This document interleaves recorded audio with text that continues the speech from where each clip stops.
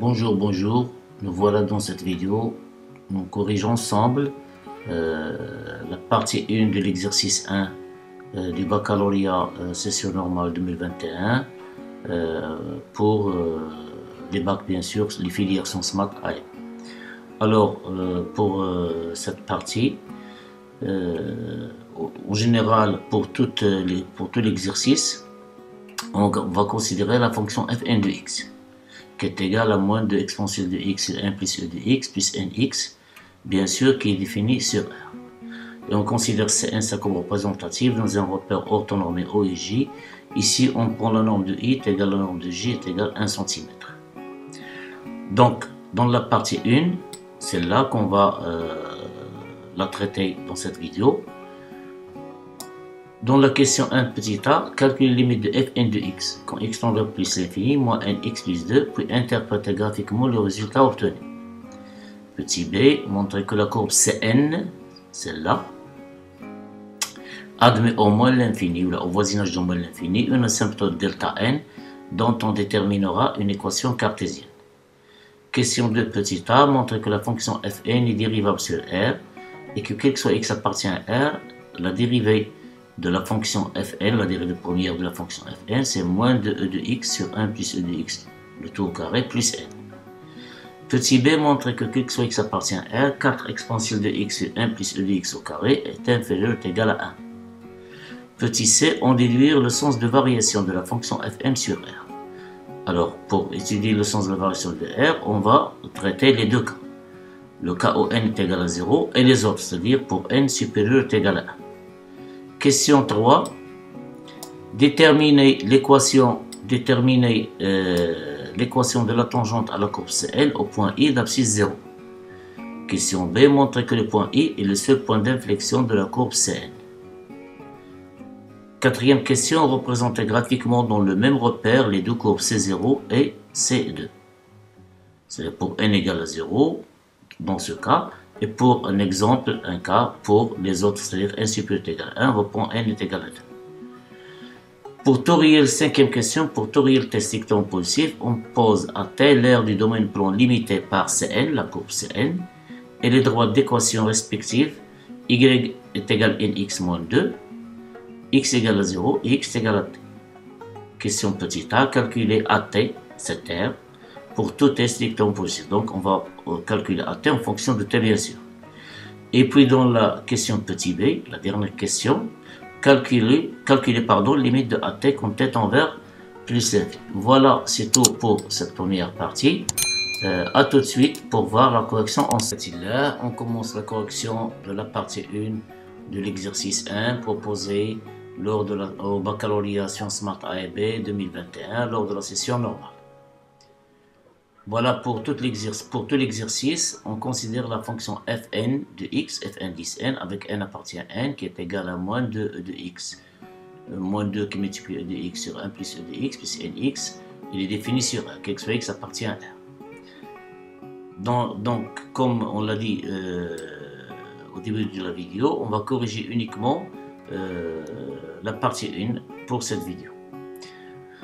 Alors, la question 1 petit a, calculons limite de f de x moins nx plus 2 quand x tend vers plus l'infini et interprétons graphiquement le résultat obtenu.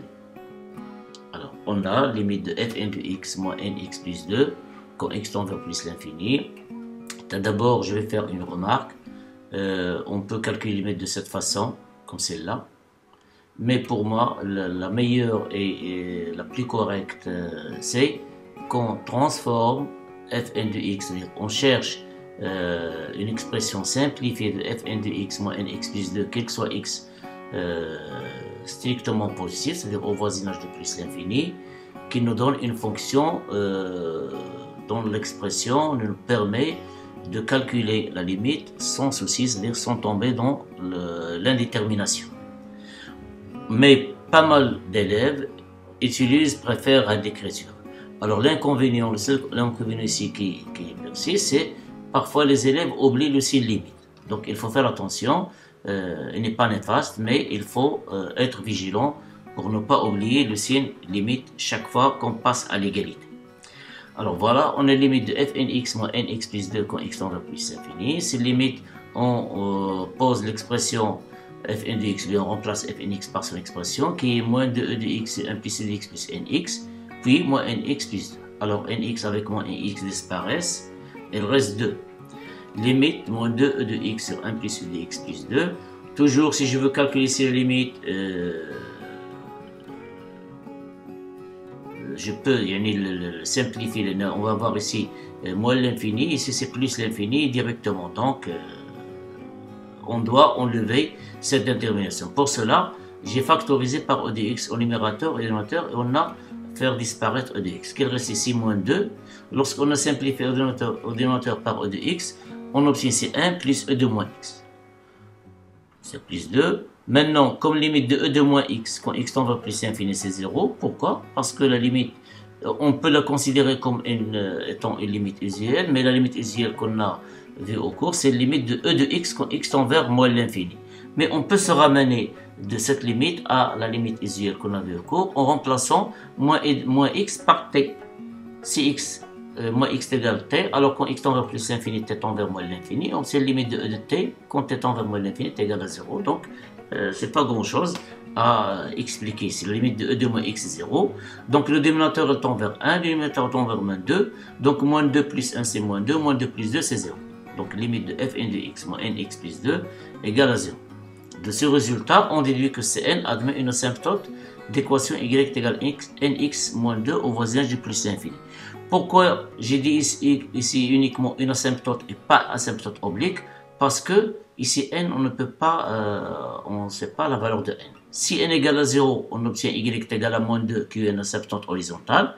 Et si n strictement supérieur à 0, c'est-à-dire différent de 0, alors dans ce cas, on va avoir une asymptote oblique de pente n. Donc ici, c'est vague, c'est une asymptote parce qu'on n'a pas discuté ici selon n, si n égale à 0 ou c'est n strictement positif.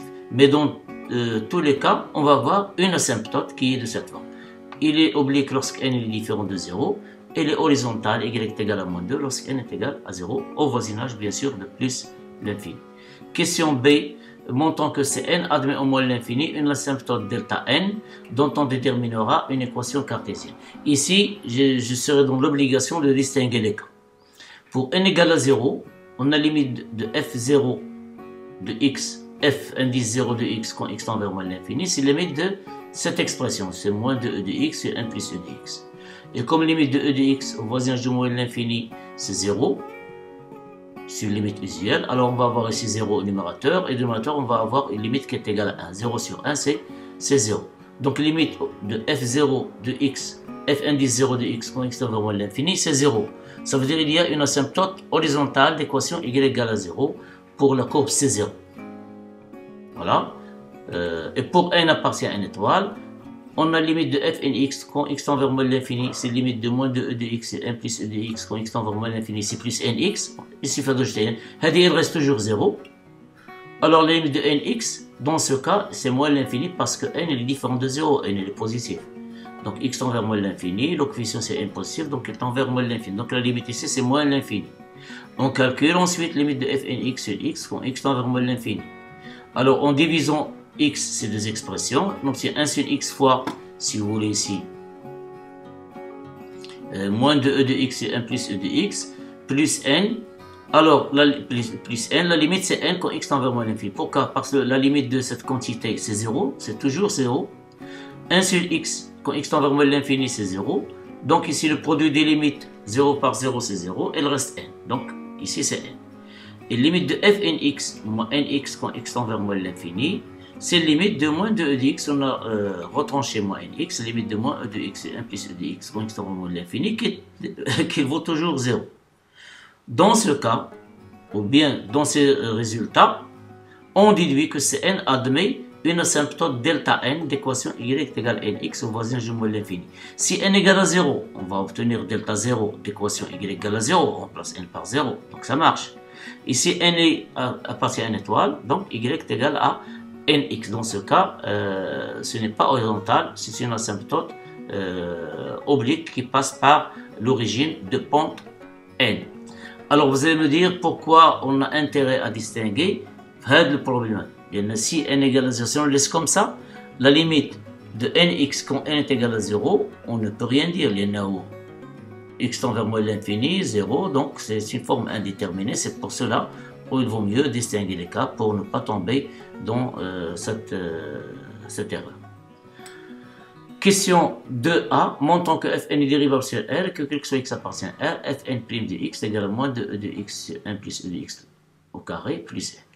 Alors qu'est-ce qu'on a? Les éléments du puzzle, c'est on a la fonction qui est x correspond à e de x est dérivable sur R, c'est une fonction usuelle. Donc les fonctions qui est x faut correspondre moins de e de x, pardon, c'est pas f, c'est là, c'est celle-là f.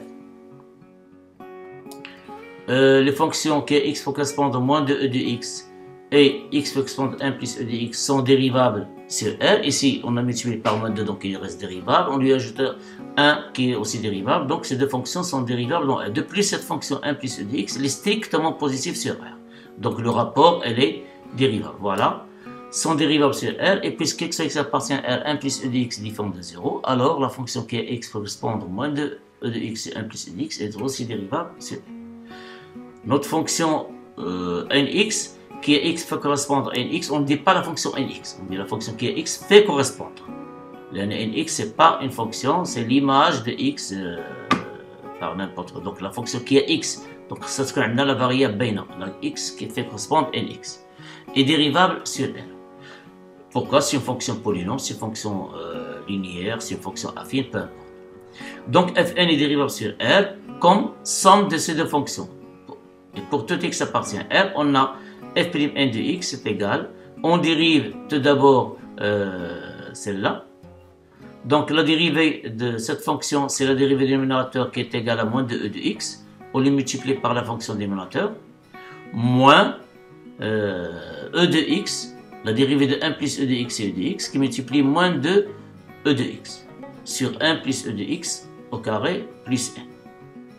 Alors, dans une autre vidéo, bien, je vais laisser le temps, je vais faire des corrections.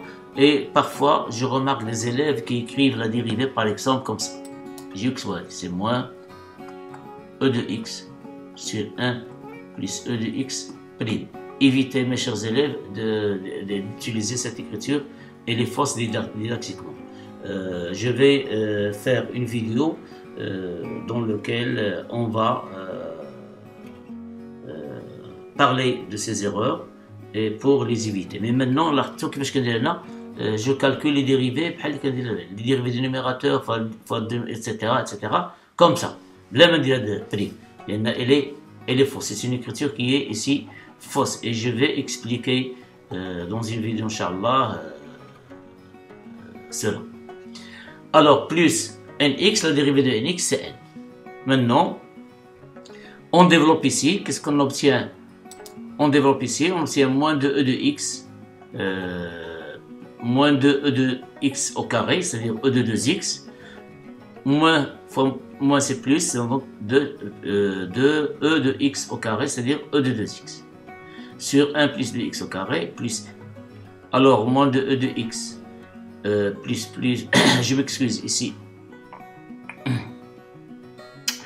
On a ici deux éléments opposés, deux nombres opposés, donc ils disparaissent. Qu'est-ce qu'il reste? C'est moins de e de x sur 1 plus e de x au carré plus n, et c'est ça ce qui est demandé. D'où, quel que soit x appartient, f'n de x égale moins de e de x sur 1 plus e de x au carré plus n.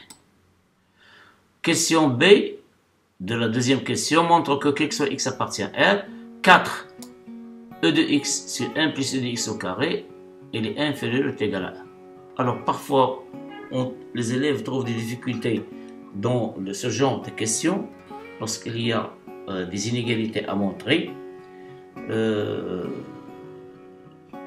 Si l'implication ou bien la démarche ou bien la route qu'on va emprunter pour démontrer elle est claire et simple, on va utiliser d'autres résultats, ça marche. Sinon, on fait la différence. Alors, pour moi, ici, regardons que 1 plus e de x au carré, il est positif. Donc, si je multiplie ici par 1 plus e de x au carré, ça veut dire, s'il est vrai, Ça veut dire que 4e de x inférieur à 1 plus e de x au carré. Donc je vais faire la différence. Soit x appartient à R, on a 4e de x moins 1 plus e de x tout au carré. C'est 4e de x moins, celle-là au carré c'est 1, donc on obtient moins 1. Plus de e de x c'est moins de e de x, plus e de x au carré c'est-à-dire e de 2x moins e de 2x. Qui est égal à moins e de 2x. 4e de x moins de e de x c'est plus de e de x moins 1. Qui est égal à moins, je vais factoriser par moins. Et qu'est-ce qu'elle reste ici? E de 2x moins 2e de x plus 1, qui n'est qu'une identité remarquable, c'est-à-dire e de x moins 1 au carré. Et comme le carré il est toujours positif, on le multiplie par moins, il est égal à 0. Donc 4e de x, il est inférieur ou égal à 1 plus e de x au carré, puisque cette différence est négative.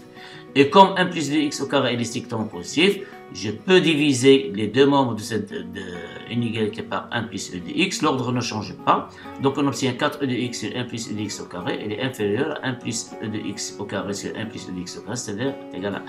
D'où, quel que soit x appartient à R, 4e de x sur 1 plus e de x au carré, elle est inférieure ou égale à 1. Question C. Déduisons le sens de variation de Fn sur R dans le cas n égale à 0 et n supérieur ou égal à 1. Alors si n égale à 0, on a alors f'0 de x est moins de e de x et 1 plus e de x au carré.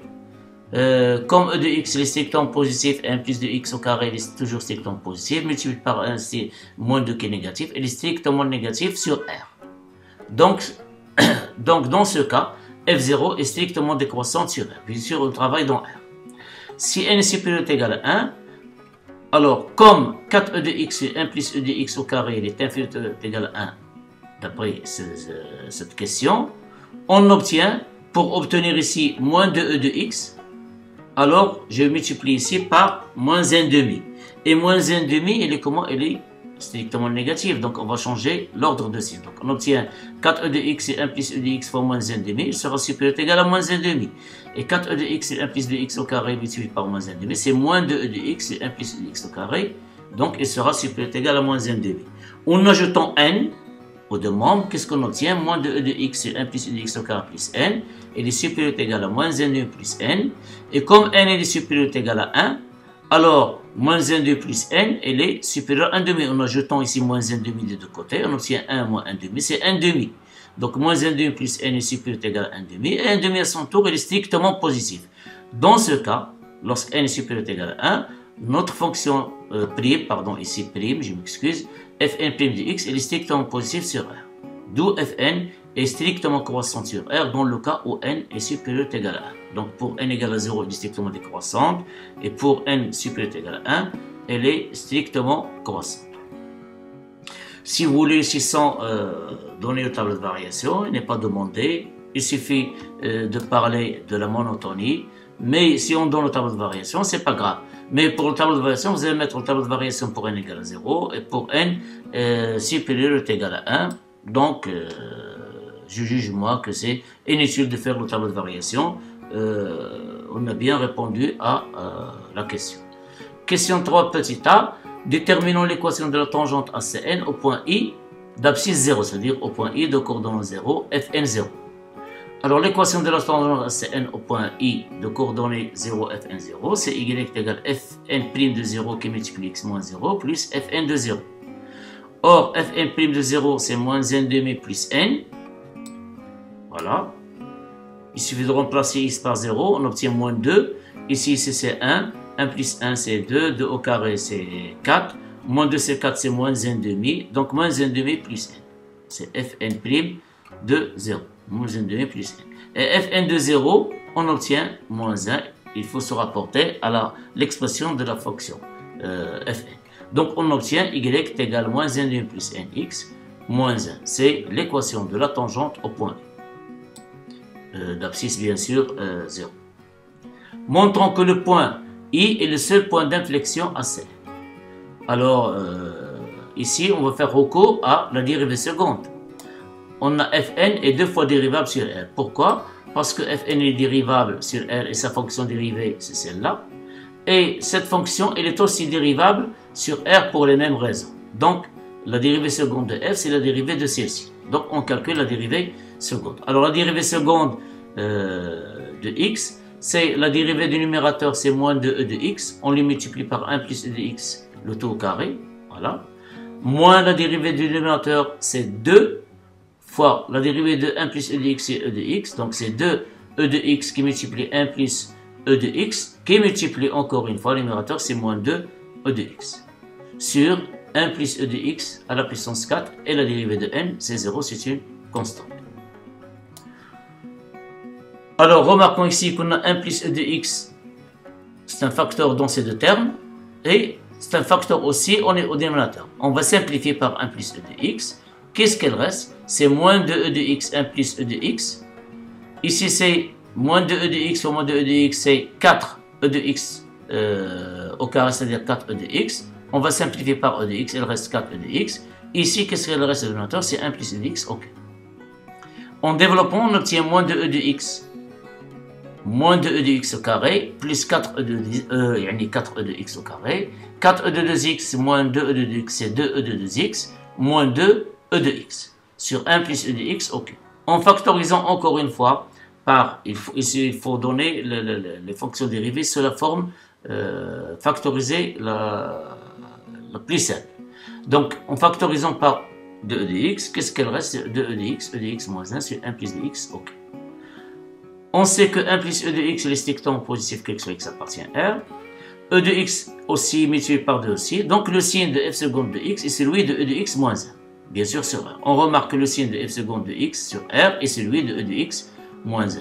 Or ce dernier s'annule en x égale à 0 en changeant de signe. Bien sûr, si x est strictement positif, on va avoir e de x strictement supérieur à 1, donc e de x moins 1 strictement positif. Si c'est strictement négatif, on va avoir e de x inférieur à 1, donc e de x moins 1 inférieur à négatif. Donc c'est clair, c'est simple, c'est pas la peine d'expliquer plus. Donc la dérivée seconde, son signe est celui de e de x moins 1, il s'annule lorsque e de x moins 1 s'annule, et celle-là s'annule en 1, en 0 pardon, si x est égal à 0, au 0 c'est 1, 1 moins 1, 0, en changeant de signe. Ça veut dire que le point d'abscisse 0, fn de 0 qui est égal à moins 1, est le seul point d'inflexion. Il y a un seul de Cn. Voilà la représentation graphique. Alors la représentation graphique, j'ai utilisé ici GeoGebra. Voilà notre courbe C0. F de 0 est strictement décroissante. Y est égal à 0 ici est une asymptote horizontale au voisinage de moins l'infini. Y est égal à moins 2 est une asymptote horizontale au voisinage de plus l'infini. Et elle décroît bien sûr de 0 jusqu'à moins 2. Par contre, pour ces deux, alors elle prête à confusion une droite, mais ce n'est pas en général une droite, c'est une courbe. C'est une courbe qui est tracée minutieusement par le logiciel. Mais ici, j'ai dessiné les asymptotes n est égal à 2, donc on obtient y est égal à 2x.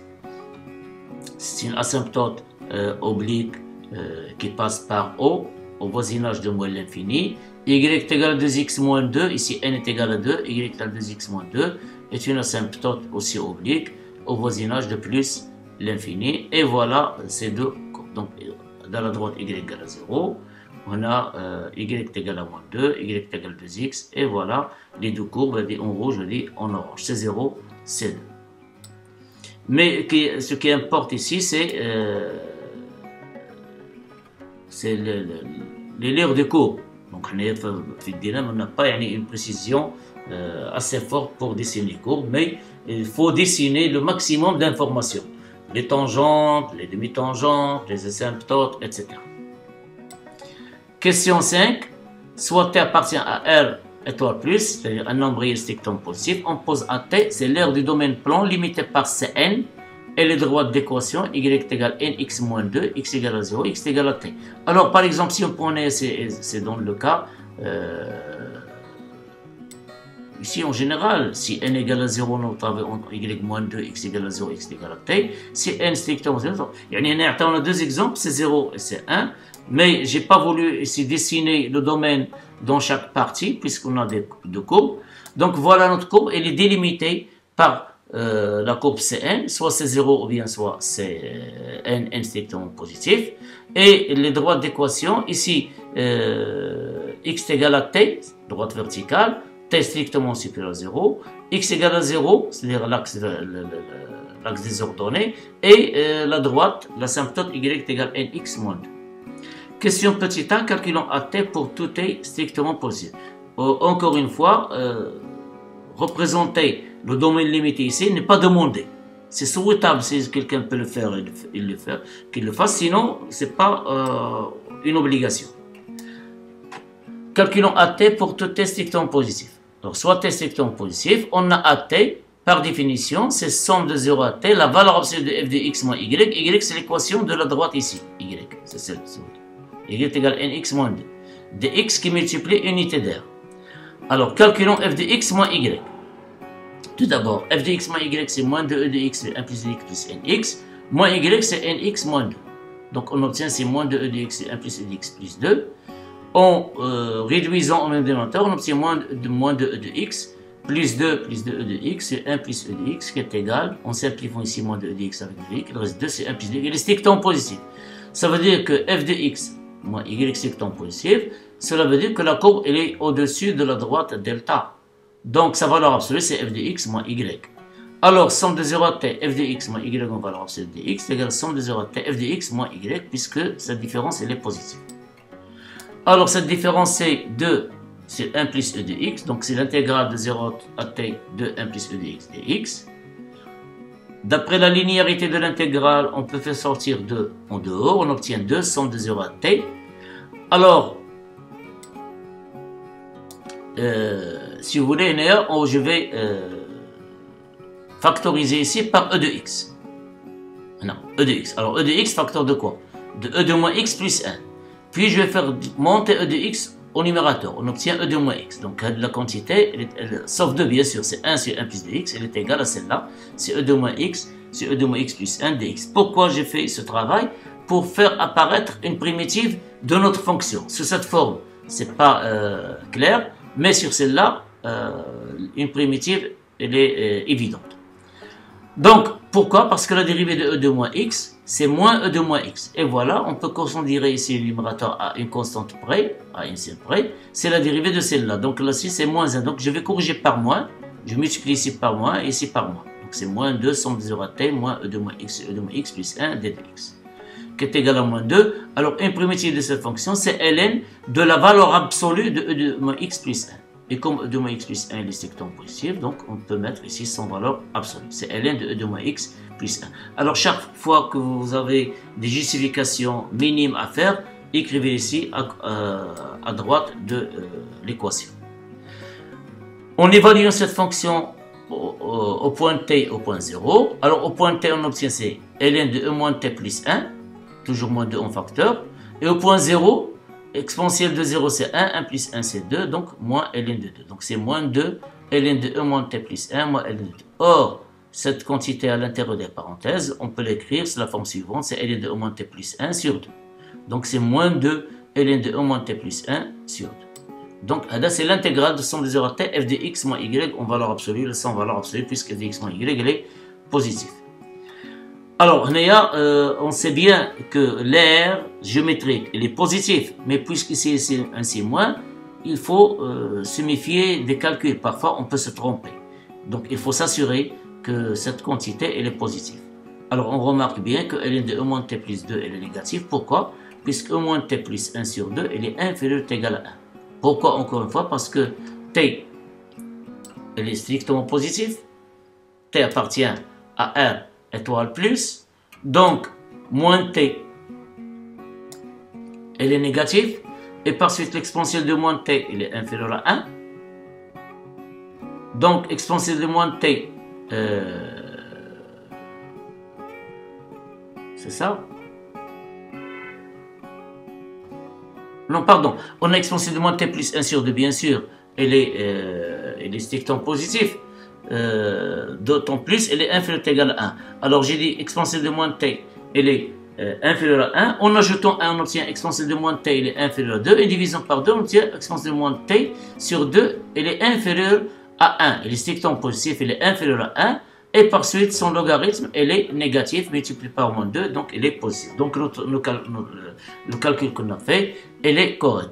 Elle reste à calculer l'unité d'air. L'unité d'air, c'est la norme de I fois la norme de J, c'est 1 cm², puisque la norme de I est égale à la norme de J est égale à 1 cm.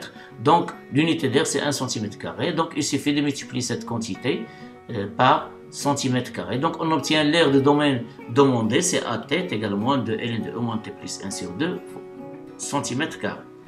La dernière question, calculons limite de AT quand t tend vers plus l'infini. Il suffit de calculer cette limite. Quand t tend vers plus l'infini, limite de E moins T plus 1 sur 2 est égale à 1 demi. Pourquoi? Parce que limite de E moins T quand t tend vers plus l'infini égale à 0. On a déjà parlé de ça, cette limite. Donc ici c'est 0, il reste 1, 2. Donc la limite de cette quantité c'est 1, 2. Et comme la fonction ln est continue en 1, 2, il faut écrire ça. Là, on va composer. Limite de composer de ln par d'une fonction par ln. Alors, la limite de cette fonction tend 1 demi. Pour dire que la limite de ln c'est ln dit 1 demi, il faut remarquer que ln elle est continue le point 1 demi. C'est vrai, il est continu en 1 demi. Donc, la limite de ln de E moins T plus 1 sur 2, c'est ln de 1 demi. Et ln de 1 demi, c'est moins ln de 2. Moins ln de 2 fois moins 2, c'est...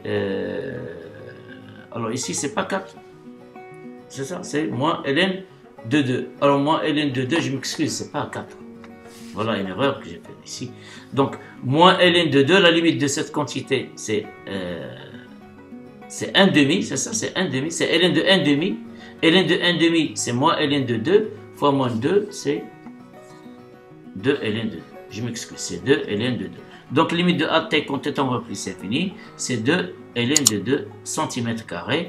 Voilà, c'est tout pour cette première partie. On se rencontre dans une vidéo, Inch'Allah, pour voir les corrections des autres parties.